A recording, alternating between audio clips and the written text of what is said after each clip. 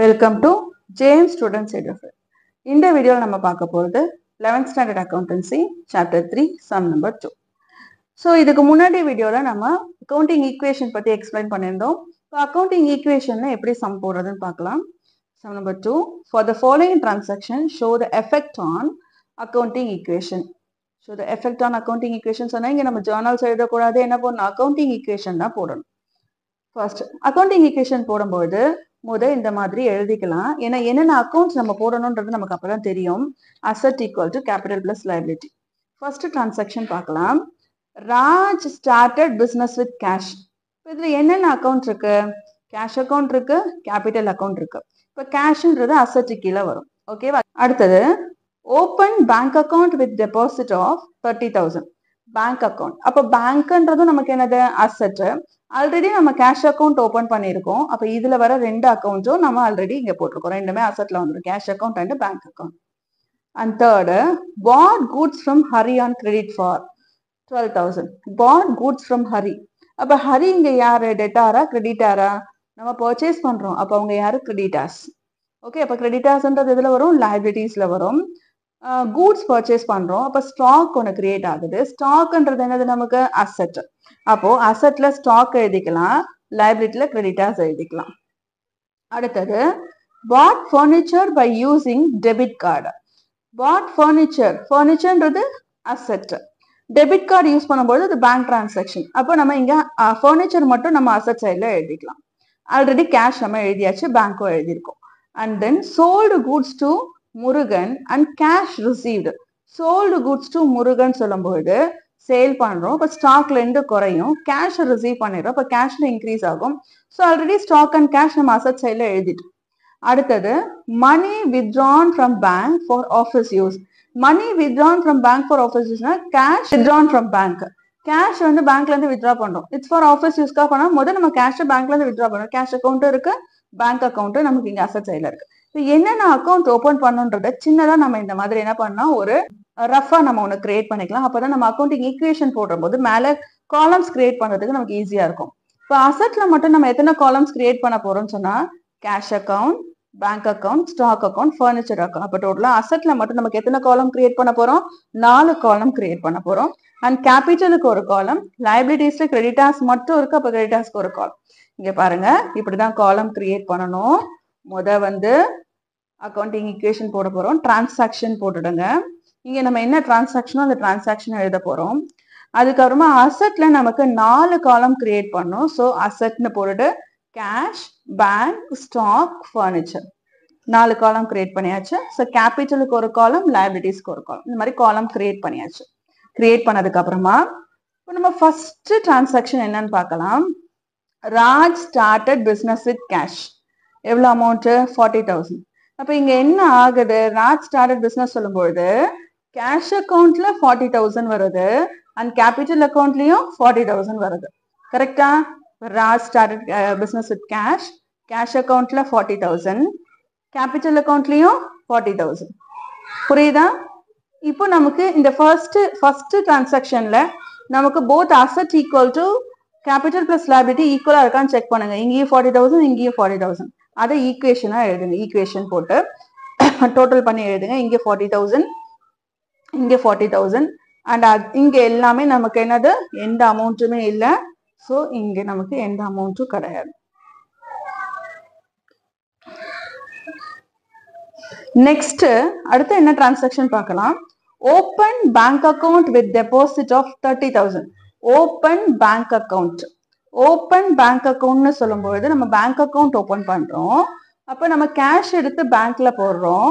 கேஷ்ல 30,000 என்ன ஆகும்? மைனஸ் ஆகும். பேங்க்ல என்ன ஆகும்? 30,000 நமக்கு ஆட் ஆகும். இப்போ நம்ம என்ன பண்றோம்? எழுதிக்கிறோம் ஓப்பன் பேங்க் அக்கௌண்ட். கேஷ்ல இருந்து 30,000 நமக்கு மைனஸ் ஆகுமா? So minus 30,000.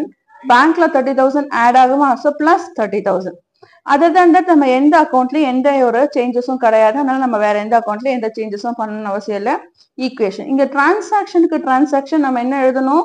ஈக்குவேஷன் எழுதணும். ஸோ இப்போ ஈக்குவேஷன் எழுதும்போது 40,000 30,000 போயிடுச்சுன்னா 10,000.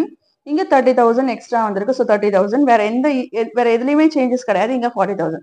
ஸோ இங்க அசெட் ஆட் பண்ணாலும் 40,000, இங்கேயும் நமக்கு 40,000 இருக்கு. இந்த ஈக்குவேஷன் கரெக்டா நமக்கு ஈக்குவேட் ஆயிடுச்சு. அடுத்த டிரான்சாக்ஷன் என்னன்னு பார்த்தோம்னா bought goods from Hari on credit. நம்ம ஏற்கனவே சொல்லிட்டோம் ஹரின்றது இங்க யாரு கிரெடிட்டர், கூட்ஸ் பர்ச்சேஸ் பண்றோம். அப்ப கூட்ஸ் பர்ச்சேஸ் பண்ணும்போது என்ன ஆகும், ஸ்டாக்ல அது இன்க்ரீஸ் ஆகும். நம்ம பர்ச்சேஸ் பண்ணிட்டு கேஷா கொடுத்தாதான் கேஷ்ல மைனஸ் ஆகும். நம்ம கேஷே கொடுக்கல, அதுக்கு பதிலாக நம்ம என்ன பண்ணிருக்கோம், அதை கிரெடிட் பர்ச்சேஸ் பண்ணிருக்கோம். அப்ப கிரெடிட்டார்னு ஒருத்தர் என்ன ஆகுறாரு, உருவாகுறாரு. ஸோ அப்போ கிரெடிட்டார்ஸ் அக்கௌண்ட்ல அந்த அமௌண்ட்டை போட்டா போதும். அப்போ ஸ்டாக்ல ஒரு 12,000, கிரெடிட்டார்ஸ் அக்கௌண்ட்ல ஒரு 12,000. புரிஞ்சுதா என்ன பண்றோன்றது? So bought goods from Hari on credit. So இப்போ இங்க வந்து bought goods பண்ணும்போது என்ன, அது ஸ்டாக்ல 12,000 நமக்கு எக்ஸ்ட்ரா கிடைக்குது. ஸோ ஸ்டாக்ல 12,000 போடுறோம். ஹரின்றது யாரு, இங்க நமக்கு கிரெடிட்டார். ஸோ கிரெடிட்டார்ல 12,000 போடுறோம். புரிஞ்சுதா? இப்போ அடுத்து ஈக்குவேட் பண்றோம். ஈக்குவேஷன் போடும்போது இங்க 10,000 தான், இந்த காலம்ல 10,000 தான், எந்த சேஞ்சஸ் இல்லை, அப்படியே 10,000 போட்டுக்கிறோம். இந்த காலம்ல எந்த சேஞ்சஸ் இல்லை, 30,000 அப்படியே போட்டுக்கிறோம். இந்த காலம்ல நமக்கு இப்போ புதுசா 12,000 வந்திருக்கு. மற்ற எந்த காலம்லயும் சேஞ்சஸ் கிடையாது. ஸோ இங்க கேபிட்டல் 40,000, அதனால இந்த 40,000 அந்த காலம்ல இருக்க பேலன்ஸ் அப்படியே எழுதிக்கிட்டோம். இங்க நமக்கு லைபிலிட்டில புதுசா ஒரு 12,000 இருக்கு. அந்த 12,000 நம்ம இங்க ஈக்குவேஷன்ல போட்டாச்சு. இப்போ ஆட் பண்ணி பாருங்க. ஒரு தடவை ஆட் பண்ணீங்கன்னா அது கரெக்டா இருக்கான்றதை நம்ம ஒரு கிராஸ் செக் பண்ண மாதிரி இருக்கும். ஏன்னா ரெண்டு சைடும் எப்படி இருக்கணும், ஈக்குவலா இருக்கணும். ஸோ இங்க 40,000 பிளஸ் 12,000 போட்டா நமக்கு 52,000. ஸோ இங்கேயும் 40,000 பிளஸ் 12,000 52,000. ஸோ கரெக்டா ஈக்குவேட் ஆயிருக்கு. அடுத்த டிரான்சாக்ஷன் என்னன்னு சொல்லி பார்த்தோம்னா Raj withdrew cash for personal use. Raj withdrew cash for personal யூஸ்னு சொன்னா இது வந்து என்னது, நமக்கு டிராயிங்ஸ் இல்லையா? பர்சனல் யூஸ்க்கு எடுத்துக்கிறேன்னா அது வந்து என்னது, டிராயிங்ஸ். ஓகே, பர்சனல் யூஸ்க்கு எடுத்துக்கும் போது என்ன ஆகும், ஆக்சுவலா கேஷ்ல இருந்து அமௌண்ட் என்ன ஆகும், மைனஸ் ஆகும்.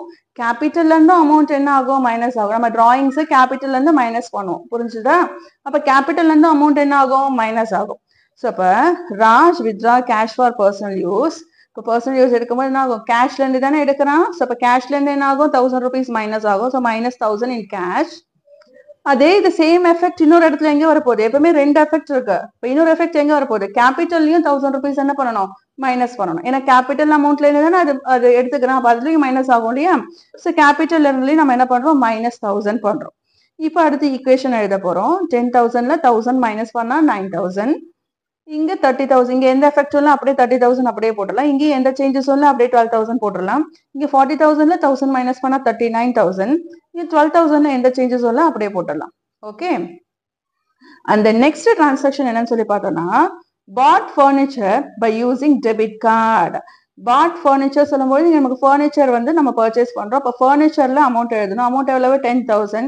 யூசிங் டெபிட் கார்டு சொல்லும்போது நம்ம டெபிட் கார்டு யூஸ் பண்ணி வாங்கும்போது பேங்க்ல இருந்து தான் அமௌண்ட் என்ன ஆகும், மைனஸ் ஆகும். கரெக்டா? டெபிட் கார்டு யூஸ் பண்ணி வாங்கும்போது அமௌண்ட் நம்ம கையில இருந்து கொடுப்போமா, பேங்க்ல இருந்து போகுமா, பேங்க்ல இருந்து தான் மைனஸ் ஆகும். அப்போ bought furniture by using debit card. இப்போ இதோட எஃபெக்ட் வந்து நமக்கு என்ன ஆகும்னு சொன்னா பேங்க்ல இருந்து அமௌண்ட் மைனஸ் ஆகும். கரெக்டா? அப்ப பேங்க்ல இருந்து 10,000 மைனஸ் பண்றோம். ஃபர்னிச்சர்னு ஒரு புது அசெட் நமக்கு கிரியேட் ஆகுது. ஸோ அசெட்ல ஃபர்னிச்சர்ல நம்ம 10,000 எழுதுறோம். வேற எந்த எஃபெக்டும் இப்போ இங்க கிடையாது. ஸோ ரெண்டு எஃபெக்டும் நம்ம போட்டாச்சு. இப்போ நம்ம பேலன்ஸ் பண்றோம். இங்க இங்க ஈக்குவேஷன் எழுதுறோம் 9,000. இந்த காலம்ல சேஞ்சஸ் இல்லை, அதே 9,000. இந்த காலம்ல சேஞ்சஸ் இருக்கு. 30,000ல இருந்து 10,000 மைனஸ் பண்ணா 20,000. இந்த காலம்ல சேஞ்சஸ் இல்லை, அப்படியே 12,000 போட்டுக்கலாம். இங்க நமக்கு புதுசா ஒரு 10,000 ஃபர்னிச்சர் கிரியேட் ஆயிருக்கு. அண்ட் தென் இங்க 39,000 அப்படியே எழுதிக்கலாம், இங்க 12,000 அப்படியே எழுதிக்கலாம். Okay, and then next sold goods to Murugan cash received. Sold goods to Murugan sale பண்ணும்போது என்ன ஆகும், ஸ்டாக்ல இருந்து அந்த ஸ்டாக்ல இருந்து குறையும். அப்ப ஸ்டாக்ல இருந்து என்ன பண்ணணும், மைனஸ் பண்ணணும். கேஷ் ரிசீவ்டு, அப்போ கேஷ்ல அமௌண்ட் என்ன ஆகும், ஆட் ஆகும். நம்ம சேல் பண்ணிட்டோம், கேஷை வாங்கிட்டோம். ஸோ கேஷ்ல அமௌண்ட் ஆட் ஆகும், ஸ்டாக்ல இருந்து அது குறையும். இதுதான் அந்த ரெண்டு எஃபெக்ட். ஸோ இப்போ சோல்டு குட்ஸ் ஃபார் கேஷ். அப்போ கேஷ்ல அமௌண்ட் என்ன ஆகும், அமௌண்ட் வந்து 6,000. கேஷ்ல அந்த அமௌண்ட் என்ன ஆகும், ஆட் ஆகும். ஸோ 6,000 நம்ம கேஷ்ல ஆட் பண்றோம். ஸ்டாக்ல என்ன ஆகும், குறையும். ஸோ ஸ்டாக்ல இருந்து 6,000 என்ன பண்றோம், நம்ம மைனஸ் பண்றோம். புரிஞ்சுதா? இப்போ ரெண்டு எஃபெக்டும் முடிஞ்சிருச்சு. இப்போ நம்ம பேலன்ஸ் பண்ணலாம், ஈக்குவேஷன் போடலாம். 9,000 பிளஸ் 6,000 15,000, 20,000. 12,000ல 6,000 போச்சுன்னா 6,000. இங்க எந்த சேஞ்சஸ் இல்லை, 10,000 அப்படியே போடலாம். 39,000 இங்கேயும் எந்த சேஞ்சஸ் இல்லை, அப்படியே போட்டுடலாம். இங்கேயும் 12,000 அப்படியே போட்டுடலாம். இப்போ அடுத்த டிரான்சாக்ஷனுக்கு போகலாம். அடுத்த டிரான்சாக்ஷன் என்னன்னு சொல்லி பார்த்தோம்னா மணி withdrawn from bank for office use 1,000. Money withdrawn from bank. ஓகேவா? அப்போ பேங்க்லேருந்து பணம் எடுக்கிறோம். அப்போ என்ன ஆகும்? பேங்க்லேருந்து குறையும், கேஷில் அது ஆட் ஆகும். So money withdrawn from bank for office use. அப்போ கேஷில் அது ஆட் ஆகும். ஸோ கேஷில் ப்ளஸ் 1000, பேங்க்ல அது மைனஸ் ஆகும். அதனால பேங்க்ல அது -1000 போட்டாச்சா? வேற எந்த அக்கௌண்ட்லயும் எந்த சேஞ்சஸும் கிடையாது. ஸோ 15,000ஓட 1000 ஆட் பண்ணா 16,000, 20,000 1000 மைனஸ் பண்ணா 19,000, 6,000 இங்க எந்த சேஞ்சஸ் இல்லை, 6,000 அப்படியே போடலாம், இங்க 10,000 அப்படியே போடலாம், இங்க 39,000 அப்படியே போடலாம், 12,000 அப்படியே போடலாம். இப்போ டோட்டலா ஆட் பண்ணி பார்க்கலாம். 39,000 plus 12,000 51,000. இப்போ இங்கேயும் அதே மாதிரி 51,000 வருதான்னு பார்க்கணும். 16,000 plus 19,000 35. 35,000 plus 6,000 41 plus 10 51. ஸோ இப்போ இங்கேயும் 51 வந்தாச்சு, இங்கேயும் 51 வந்தாச்சு. நம்மளோட ஈக்குவேஷன் இப்போ கரெக்டா இருக்கு. புரிஞ்சுதா? ஸோ இவ்வளவுதான் இந்த some. That's it. Thank you.